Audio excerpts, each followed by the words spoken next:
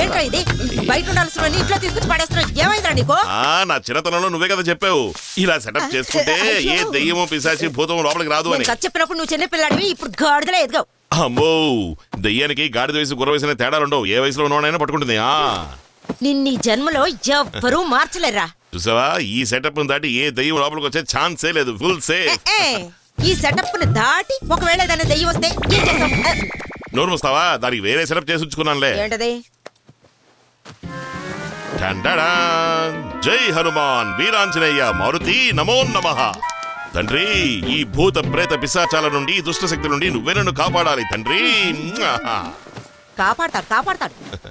ఎలా ఉంది ఈ సెటప్? నీలాంటి పిరికొన్ని నేనెక్కడ లోపలికి లోపలికి ఇప్పుడైనా లోపలికి వస్తుంది. చూసా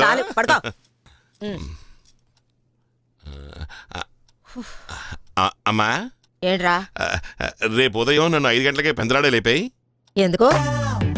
అది వదిన చెల్లెలు ప్రియా ఉంది కదా, రేపు ఊరి నుంచి వస్తుంది కదా, అందుకనే పెందరాడే వెళ్ళి తన స్టేషన్ నుంచి పికప్ చేసుకొస్తాను. ఈ మంచం చుట్టూ ఎన్ని చెప్పులు పడేసావో గుర్తుంది కదా?